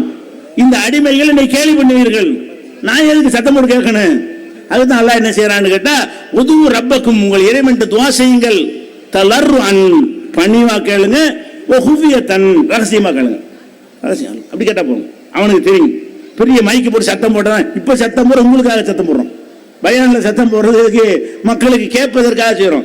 இறைவன்ட்ட பேசுவதற்கு எதுக்கு நீ சத்தம் போடுற? அப்ப இந்த இதுக்கு மாற்றமா தானே இந்த பள்ளியாசல்ல ஒரு துவா இருக்குது. சத்தம் போட்டு ஓதி 50 பேர் ஆமீன் சொல்ற சத்தம் போடணும்ல. எல்லாரும் ஆமீன் சொல்ல வேண்டுமாக இருந்தால் சத்தம் போட்டதான் ஆமீன் சொல்ல முடியும். அது போக இதை செய்யறாங்க பழகு போனோம். அது இன்னொன்னு கவனிக்கணும். எதுக்கு இதை செஞ்சாங்க தெரியுமா? எதற்கு செய்தார்கள் என்று கேட்டா, உங்களை இறைவன்ட்ட கேட்கக்கூடியவர்களாக நீங்கள் மாறிவிட்டீர்களேயானால் அஜர்த்துக்கு வேலை இல்லை. என்ன கருத்து மனசுல பதிஞ்சிரு. நம்மளே கேட்டுக்கலாம்னு தொழுதுட்டு டெய்லி நீங்களே கேட்டீங்கன்னு வைங்களேன். அப்புறம் ஏன் அவரை கூப்பிட்டு கத்தமாக கூப்பிடுறீங்க? அதுக்கு நீங்களே வைத்து போயிருவீங்க. பாத்தியாக்கு எங்க அது நீங்களே செய்துட்டு போயிருவீங்க. அப்ப இந்த மனைவர்களுக்கு துவா அல்லாட்ட கேட்க தெரியாதுங்கிறத என்ன செய்யணும்? உண்டாக்க வேண்டும். அல்லாவுக்கு கேட்க உனக்கு சக்தி இல்லை, உனக்கு தகுதி இல்லை, உனக்கு திறமை இல்லை, உனக்கு அதுக்குரிய நாலேஜ் இல்லை அப்படிங்கிற மாதிரியாக அவர்களுக்கு அந்த கருத்துருவாக்கத்தை உள்ளத்தில் ஏற்படுத்தினால் பள்ளிவாசல்ல கேட்காதவன் வெளியே கேட்க பாப்பா செத்து போயிட்டாங்கன்னு வருவான். அப்ப என்ன செய்யணும்? அதுக்கு துவா ஓதணும். ஓதிட்டு போட சொல்ல வேண்டியானே. வாங்க வச்சுட்டு ஓதுங்க, எங்களுக்கும் தெரியாத, நீங்க ஓதி தான் ஆமின்னு சொல்லி பழகி இருக்கிறோம், இதை நீங்களே ஓதிட்டு போயிருங்க. இப்படி சம்பாதிப்பதற்காகத்தான் இது என்னஞ்சாங்க? அல்லாஹ்விட்டு மனுஷன் தூரமாக்குவது. அடியானை நேரடியாக அல்லாஹ்விடத்தில் பேச விடாமல், நேரடியாக முறையிட விடாமல், நம்முடைய கோரிக்கைகளை அல்லாஹ்விடத்தில் வைக்க முடியாமல், உனக்கு கேட்கல உனக்கு சேர்த்து நான் தான் கேட்பேன், என்னை மாதிரி அஜர்த்து தான் உனக்கு கேட்பாங்களே தவிர நீ கேட்காத. ஆனால் நபிகள் நாயகம் ஸல்லல்லாஹு அலைஹி வஸல்லம் என்ன செஞ்சாங்க? ஒவ்வொரு சஹாபியும் கூப்பிட்டு சலாம் கொடுத்த பிறகு, தொழுகைக்கு பிறகு, இந்த துவாவை கேட்க நீ மறக்காதே, இந்த துவாவை கேட்க மறக்காதே, இந்த துவாவை ஓதிக்கொள் என்று கற்றுத்தான் கொடுத்தார்கள். தொழுது முடித்த பிறகு ஓத வேண்டிய துவாக்களை நான் ஓத நீ ஆமீன் சொல்லும் சொல்லி தரவில்லை. இன்னும் சொல்ல போனா இந்த அஜர்த்தை விடுங்க, அல்லாஹ்வுடைய ரசூலுடைய துவா பவர்ஃபுல்லா இல்லையா? நம்ம எல்லாம் கேட்கிற துவாக்களை விட அல்லாஹ்வுடைய ரசூல் துவா என்னது? கண்டிப்பா பவர்ஃபுல்லானது, இஹ்லாஸானது, அல்லாஹ்வால் ஏற்றுக்கொள்ளுவதற்கு அதிகம் அதிகம் அதிகம் வாய்ப்பு உள்ளது. ஒன்று ரெண்டு அல்லாஹ் நாடியதை வேண்டால் ஏற்காமல் விடலாம். அந்த அளவுக்கு அல்லாஹ்வால் கபூல் செய்யப்படுவதற்கு அதிக அருகதை பெற்ற துவா யாருடைய துவா? ரசூலுடைய துவா. அந்த துவாவுல அவங்க ஓதி ஆமீன் சொல்லுவதை ஏற்றுக்கொள்ளலாம். ஏன்? ரசூல் நம்ம கேட்கிற ரசூல் கேட்கிற ஒண்ணா? ரசூல்லா கேட்கிற நம்ம கேட்கிற சமமாகுமா அப்படின்னு சொல்லி அதையாவது ஏற்றுக்கொள்ளலாம். அதே இல்லைன்ட்டாங்க. இப்ப நீ அஜர்த்து ரசூலோட பெரியாளா? நீங்க கேட்டா கண்டிப்பா ஏத்துக்கிறோம், நீங்க கேட்டா நல்லா ஏத்துக்கிறோம். நீங்களாவது காசுக்கு தொழுவிக்கிறீங்க, நாங்க மக்கள் காசுக்கு தொழுவல, எங்க கடமைக்கு தொழுகிறோம். யாரு எல்லாம் ஏத்துக்கிறோம்? கொடுக்குற சம்பளத்துக்கு தொழுவிக்கிறான், அதை ஏற்றுக்கொள்வானா? அல்லாவுக்கு பயந்து அவன் சுய கடமையில் அவனா எல்லாத்தையும் போட்டு வர்றானே, அதை ஏற்றுக்கொள்வானா? எது ஏற்றுக்கொள்ளத்தக்கது? அப்ப எதுக்காக நீ அல்லாவுக்கு மனுஷனுக்கு திற போடுறீங்க? மதுஹப் என்கிற பெயர்ல அல்லாஹ் ரசூல் இல்லா சட்டத்தை உண்டாக்கி கொண்டு அப்படி இந்த ஆட்டை கழுதையாக்குன்னு சொல்லுவாங்க இல்லையா? ஆட்டை கழுதையாக்கின கதை தெரியுமா இல்லையா? ஒரு மனிதனை தவற திருப்பி திருப்பி சொன்னோம்னு சொன்னா அந்த தவறான கருத்து அவன் மைண்ட்ல செட் ஆயிருமா. அதுக்கு இந்த ஆட்டை கழுதையாக்குன்னு சொல்லுவாங்க. என்ன ஆட்டை கழுதையாக்குறதுன்னா, ரெண்டு பேரும் நினைச்சிருக்காங்க, ஆட்டை வாங்கிட்டு வர்றான். ஆட்டுக்குட்டியை வாங்கிட்டு வரும்போது இதை நம்ம அபகரிக்கணும்னு கொஞ்சம் 4 பேர் பிளான் பண்றாங்க. பிளான் பண்ணி 4 இடத்துல நின்றுட்டாங்க. 4 இடத்துல நின்றுக்கிட்டு அவன் ஆட்டை தூக்கிட்டு வர்றானா, என்னடா கழுதையை தூக்கிட்டு வர்றேங்கிறான். அவன் ஆட்டை தான் கூட்டிட்டு வர்றான். ஒருத்தர் இடம் மறிச்சு என்ன செய்யறான், என்னடா கழுதையை தூக்கிட்டு வர்ற, அவன் கிறுக்கு பையன் ஆடு சந்தையில் வாங்கிட்டு வர்றான் கழுதைங்கிறான் அப்படின்னு கொஞ்சம் ஸ்டடியா வந்துட்டு இருக்கிறான். இன்னொரு 100 மீட்டர் போன பிறகு 2வது ஆள் நிற்கிறான். என்னடா நல்லா தாண்டா, இந்த கழுதையை எதுக்கு வாங்கிட்டு போற, நீ என்ன வண்ணா போயல அப்படிங்கிறான். அவனுக்கு என்ன அவனும் சொல்றான் இவனும் சொல்றான், நம்ம தான் தப்பா, நமக்கு தான் அப்படி தெரியுதோ இருக்குமோன்னு, இருக்க நல்ல ஆடு மாதிரி தானே இருக்குது அப்படிங்கிறான். அதுக்கப்புறம் இன்னும் கொஞ்சம் போனானா, அப்ப அவன் சரி 3வது ஆளு ஏன்டா கழுதை வாங்கிட்டு போற அப்படிங்கிறான். 3 பேர் சொல்லிட்டாங்க, நம்ம ஆடு நினைச்சிட்டு வரோம், அவனும் சொல்றான் இவனும் சொல்றான் இவனும் சொல்றான். அப்ப இதை அநேகமா கழுதையாவும் இருக்குமோ, நம்ம பார்வை தான் அப்படி மங்கி போச்சோ, நம்மள தான் ஏமாத்தி விட்டாங்களோன்னு 3/4 வந்துட்டான். 4வது அவனும் கழுதையை சொன்னானா, ஏன்டா கழுதை வாங்கிட்டு போறேன்னு அப்படி போட்டு ஓடி போயிட்டான். இந்த கழுதை எனக்கு வேணாம்னு. இப்ப என்ன ஆச்சுன்னு சொன்னா, அது ஆடாக இருந்தா கூட கழுதை கழுதை கழுதைன்னு 4 இடத்துல மைண்ட் செட் ஆனவுன்னு அவனுக்கு கழுதை நினைச்சிட்டான். அந்த வேலையை தான் பார்த்துருக்காங்க. சலாம் கொடுத்த பிறகு உனக்கு கேட்க தெரியாது, லோகர்லையும் கேட்க தெரியாது, அசர்லையும் கேட்க தெரியாது, மகரிப்லையும் கேட்க தெரியாது, இஷாவிலையும் கேட்க தெரியாது, சாவரையும் கேட்க தெரியாது, நான் தான் உனக்கு கேட்பேன். அப்ப என்ன மனசுல உட்கார்ந்து வச்சு அல்லாட்டும் நம்ம கேட்க இயலாது. எதா இருந்தா அவரை கூப்பிடு, கல்யாணம் அவரை கூப்பிடு, கருமாதிக்கு அவரை கூப்பிடு, பேர் வைக்க அவரை கூப்பிடு, அதுக்கு செஞ்ச வேலை தான். அவரை கூப்பிடுங்கிறோம்ல, அவரை கூப்பிட வைப்பதற்காகத்தான் இப்படி உங்களை மூளை செலவை செய்து ஒரு தவறான சித்தாந்தத்தை உங்களிடத்தில் பதிச்சிருக்கிறார்கள். அப்ப இந்த கூட்டத்து வாங்குறது மார்க்கத்தில் உள்ளதா? பள்ளிவாசல செய்றீங்கல்ல, அல்லாஹ்வுடைய பள்ளியில உட்கார்ந்துட்டு அல்லாஹ் சொன்னதுக்கு மாத்தமா செய்றீங்க. இன்னும் சொல்ல போனால் துஆக்கள் என்பது நம்ம எல்லாரும் ஒரே தேவையா இருக்கும், நம்ம அனைவருக்கும் ஒரே மாதிரி தேவையா இருக்கும், மாறுபட்ட தேவை இருக்கும். இப்போ அஜர்த்துக்கு என்ன செய்யுது, எல்லாமே ஆம்பளை பிள்ளையா இருக்குன்னு வைங்க, ஒரு ஆசைக்கு பொம்பளை பிள்ளைன்னு நினைக்கிறார் அஜர்த்து. அவர் யாரெல்லாம் எனக்கு ஒரு பொம்பளை பிள்ளை தான் அரபியில் கேட்டுருவார். 7 பொம்பளை வச்சுக்கணும் ஆமீன்மா. இவர் 7 ஆம்பளை பிள்ளையா இருக்கனால என்ன செய்யறாரு, யாரெல்லாம் எனக்கு ஒரு பொம்பளை பிள்ளையை தான் கேட்டுருவாரு. அவருக்கு அது ஓகே. அரபி, உனக்கு அரபி தெரியாது, நீ என்ன செய்யற ஆமீன்ங்கிற. அப்ப என்ன அர்த்தம், நீ யாரு, உனக்கு 7 பொம்பளை பிள்ளை ஏற்கனவே இருக்குது, யாரெல்லாம் பொம்பளை பிள்ளையை தான் கேட்கும்போது 8வது பொம்பளை பிள்ளைன்னு கேட்கறதாவது. இது தேவையா உனக்கு? அவன் தேவை வேற, உன் தேவை வேற. அவனுக்கு அவன் கேட்கட்டும், உனக்கு நீ கேட்டு போ. அவரவர் தேவைக்கு அவரவர் கேட்டுக்கொள்ளணுமே தவிர எல்லாத்தையும் சேர்த்து ஹோல்சேல் அவர் ஏன் கேட்கிறாருங்கிறேன். இப்படி சிந்திச்சு பார்த்தாலும் தப்பா தெரிகிறது. இஸ்லாம் மார்க்கம் புரோகிதத்தை ஒழித்த மார்க்கம்னு பெருமையா சொல்றோம். இவங்க புரோகிதத்தை உண்டாக்குனாங்க. இதனால் ஏற்பட்ட இன்னொரு விளைவு என்ன தெரியுமா? தர்காவில் போய் நேரடியாக கேட்கறான். பாருங்க வேடிக்கை. அல்லாட்ட நேரம் கேட்க மாட்டாங்க. இப்படி சொல்லி சொல்லி பார்த்தவொன்னே நமக்குலாம் அல்லாட்ட நமக்கு இந்த இருக்காங்க கபூர் இருக்கு, அங்க போய் முட்டுவோம், அங்க போய் என்ன செய்வோம் கேட்போம்னு சொல்லி அதுல நேரம் கேட்கறவங்களாம் இருக்கான். நான் ஒரு ஆண்டவரேன்றான், அதெல்லாம் கூப்பிட தெரிகிறது, அல்லாஹ் கூப்பிட மாட்டேங்கிறான். அப்ப இந்த மாதிரியான ஏகத்துவத்தில் வெளியேற்றக்கூடிய வகையில் இந்த மதுகபுக்காரர்கள் பள்ளிவாசல செய்யறாங்களா இல்லையா? எப்படி மார்க்கம் ஆகுங்கிறேன். இப்படி மார்க்கத்தில் இல்லாத அல்லாவுடைய பள்ளியில இந்த மாதிரி கூத்து பண்ணீங்கன்னா எப்படி மார்க்கமாக? இன்னும் சொல்ல போனா மதுகபு பேர்ல செய்யற இந்த பள்ளிவாசல செய்யற அனாச்சாரங்கள்லாம் பாருங்க. அதுக்கப்புறம் என்ன செய்யறாங்கன்னு கேட்டா, ஜும்மா தொழுகையில இந்த ஷாபி மதுகப் இருக்கிற ஊர்கள்ல எல்லாம் ஒரு இமாம் மெம்பர்ல யாரும் வந்து ஒரு திக்ர் சொல்லி கொடுப்பாங்க. மோதினார் இருக்கார்ல, அவர் என்ன செய்வார்னு கேட்டால் அந்த கைத்தடியை பிடிச்சி மக்களை நோக்கி பேசுவார். எப்படி ரவல் புகாரி முஸ்லிம் அன் அபி ஹுரைரா ரலியல்லாஹு அன்ஹு அப்படின்னு சொல்லி ஒரு அன்னஹு கால் அப்படி ஒரு ஹதீஸை படிப்பார். என்ன படிப்பார்னு கேட்டால், ஜும்மா என்பது ஏழைகளுக்கு ஹஜ்ஜா இருக்கிறது. இது வந்து யார் வந்து அந்த ஜும்மாவை வந்துட்டாரோ வாய் பேசக்கூடாது, பேசினாலும் ஜும்மா வீணாகிவிடும் இப்படிங்கிற மாதிரி என்ன செய்யுது ஒரு ஹதீஸை வாசிச்சுட்டு, இப்படி ஒரு ஹதீஸ் புகாரி முஸ்லிமில் இருக்கிறது அப்படிம்பாரு. அரபிலையும் வாசிப்பாரு, இதுக்கு தமிழும் செய்வார். அதை சொல்லிட்டு மெம்பரில் அந்த அசாவை கொண்டே கொடுப்பாரு. அதை வாங்கிட்டு அஜரத்தை ஏறி போய் உட்காருவார். அப்போ இதை பூரா இத்தனை வருஷமாக கேட்டுட்டு இருக்கிறாங்க. ஏன்டா புகாரியில் இருக்குன்னு வாசிக்கிறானே, புகாரில் எந்த நம்பரில் இருக்குது இப்படி சொல்ல, புகாரில் இருக்குன்னு சொல்லியே ஜும்மாவில் வாசிக்கிட்டு இருக்கிறாங்க. இன்னைக்கு வரைக்கும் வாசிக்கிறாங்க. ஷாபி மதுகபுடைய எல்லா பள்ளிவாசலும் நீங்கள் போனீங்கன்றாலும் புகாரியிலும் முஸ்லிமிலும் இந்த ஹதீஸ் இருக்கிறது என்று சொல்லி வாசிக்கிறான். மோதினார் வாசித்து மனப்பாடம் பண்ணி வாசித்து விட்டு அந்த கைத்தடியை இந்த இமாமுடைய கையில் கொடுக்கிறார். அவ்வளவு பேர் சாட்சியாக உட்கார்ந்து கொண்டிருக்கிறோம். புகாரில் இருக்கா, இது முஸ்லிமில் இருக்குதா? புகாரிங்கிறது ஒரு கிதாபுடைய பேரு. அந்த புக்குடைய பேரை சொன்னான்னு புக்கில் இருக்கணுமா இல்லையா? இவன் வாசித்த அந்த வாசகம் புகாரியிலும் இல்லை, இவன் வாசித்த அந்த வாசகம் முஸ்லிம் நூல்லையும் இல்லை. ஆனா ரெண்டுலையும் இருக்குது. ரசூலுல்லாஹ் சொன்னார்கள் என்று நபியின் மேல இட்டுக்கு ஜும்மா ஆரம்பம் எப்படி? ஜும்மாவுடைய ஆரம்பமே பொய்யின் மீது, அல்லாஹ்வுடைய ரசூலின் மீது பொய்யை இட்டு கட்டி ஜும்மாவை ஆரம்பிக்கக்கூடிய காட்சியை பார்க்கிறோம். இது எங்கேருந்து கத்துக்கிட்டீங்க? இது எந்த மார்க்கத்தில் இருக்கிறது? அப்ப மதுகபுங்கிறது இஷ்டத்துக்கு விட்டு அடிக்கிறது. இஷ்டத்துக்கு விட்டு அடிக்கிறதுக்கு என்ன இன்னொரு ஆதாரம் என்னன்னு கேட்டா, ஜும்மாவில் முதல்ல பயான் பண்ணிடுவாங்க, அப்புறமேலே துவா ஒன்று செய்வாங்க. 2வது துவாவில் என்ன செய்யறது? அரபிலே துவா அடிப்பாங்க. இல்லை மனப்பாடம் தான். துவாவை அரபிலாம் அஜரத்தில் பேச தெரியாது முக்கால்வாசி ஆளுகளுக்கு. அது மனப்பாடம் அரபியில் கித்தாப் வச்சிருப்பாங்க, குத்துபா கித்தாப் மனப்பாடம் பண்ணிட்டு படிப்பார். அதில் என்ன வரும்னு கேட்டால், அல்லாஹும் ஐயது சுல்தான் ஹாதசமான். சில ஊரில் மெம்பரில் ஒரு துவாவுக்கு ஆமீன் சொல்லுவாங்க மக்கள்லாம். சில ஊர்களில் சொல்ல மாட்டாங்க. சில ஊர்களில் மெம்பரில் அல்லாஹுமான்னு போட்டாலும் ஆமீன்வாங்க. அப்போ இந்த மாதிரி அரபி 2 பேர் சண்டை போட்டுட்டானா, இங்கேருந்து போய் 2 அரபி சண்டை போட்டுட்டானா. இங்கே தமிழ்நாடுக்காரன் போன ஆமீன் ஆமீன்டானா. அரபி வந்து அரபிலாரு சண்டை போடுவான். 2 அரபிக்காரன் அவன் அட்டிக்க பேசிட்டு இருக்கிறாங்க, உங்க ஆமீன் ஆமீன்டானா. அந்த லெவலில் நம்ம ஆக்கிவிட்டாங்க. அப்போ என்ன செய்யறான்னு கேட்டால், மெம்பரில் நின்று கொண்டு இப்படி ஒரு துவா ஓதுறான். இமாம் ஓதுகிறாரு, அவர் மார்க் அறிஞர், இதுக்கு அர்த்தம் என்னன்னு தெரிஞ்சிருக்கானே. எப்படி ஓதுறான்னு கேட்டால், அல்லாஹும் ஐயது சுல்தான் ஹாதசமான், எங்கள் காலத்தில் இருக்கிற சுல்தானை நரேந்திர மோடியை வலுப்படுத்துவாயாக ஒரு அர்த்தம். உங்க காலத்தில் உள்ளவர் அவர் தானே இருக்காரு.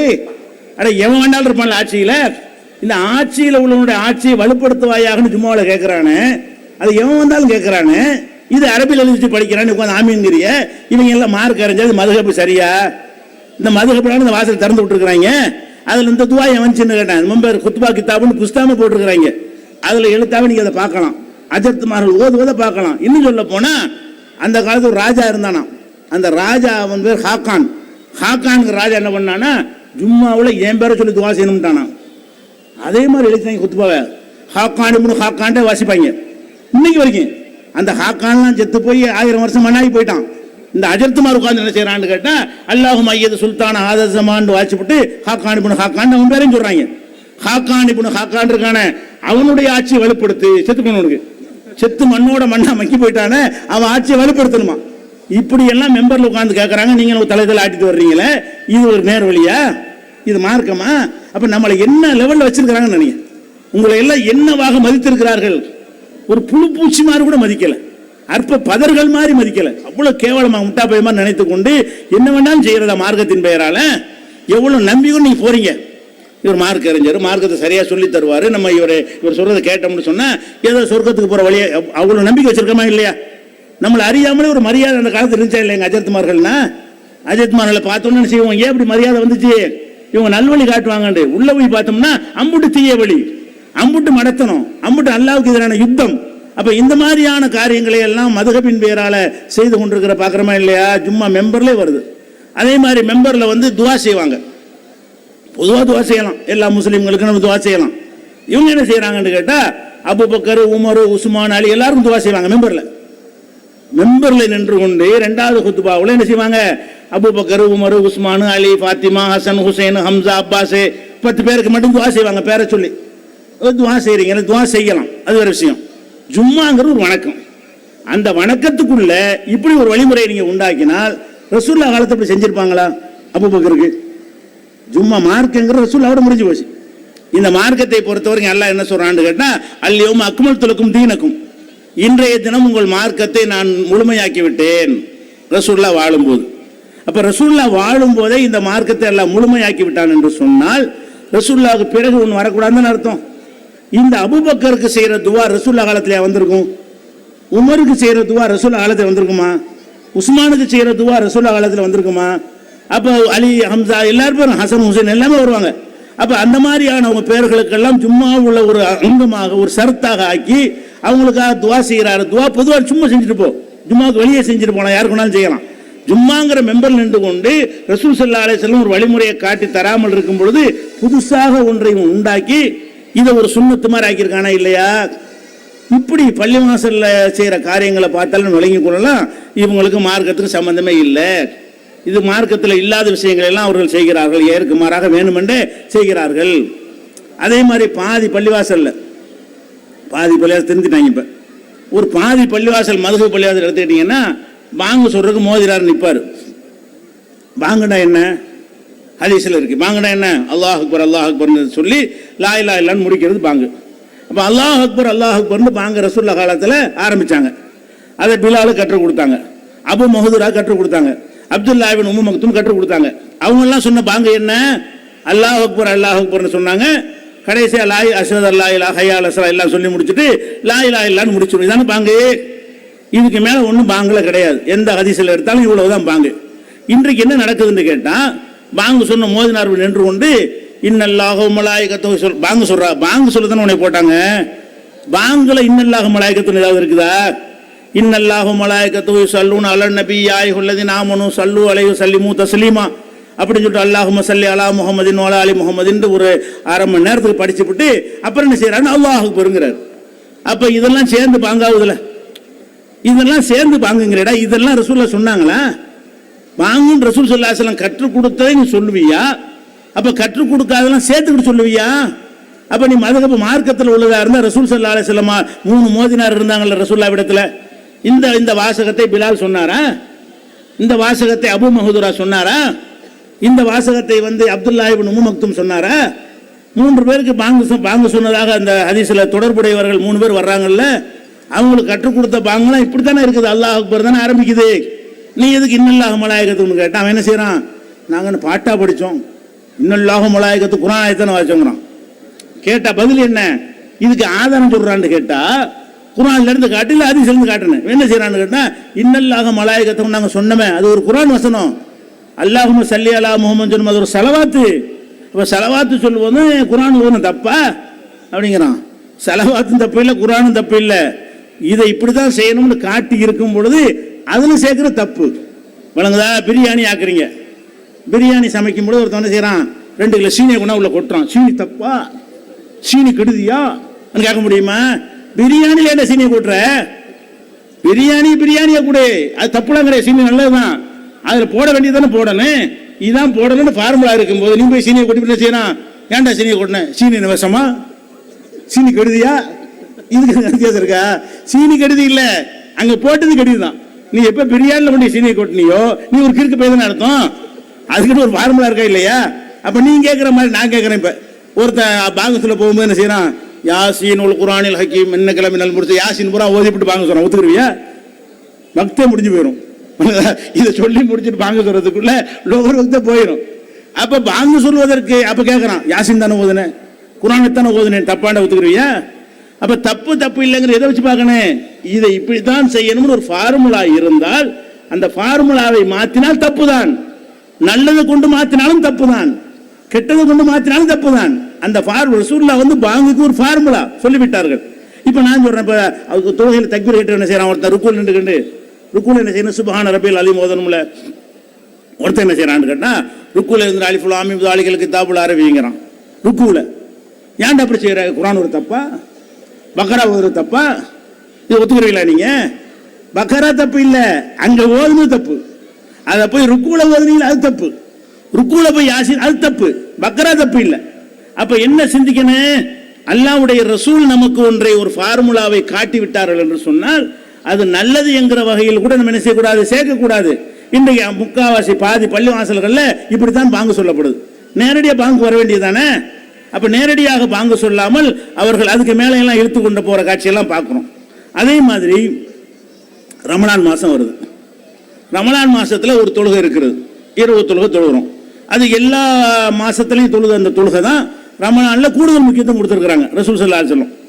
அந்த தொழுகையை வந்து 8 தொழுது இருக்கிறாங்க, 10 தொழுது இருக்கிறாங்க, இப்படி சில நம்பர்கள்லாம் வருது.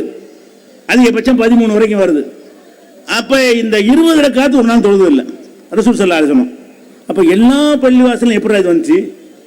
நபிகள் நாயகம் ஸல்லல்லாஹு அலைஹி வஸல்லம் 10 ரமலான மதீனாவில் பார்த்துருக்குறாங்க.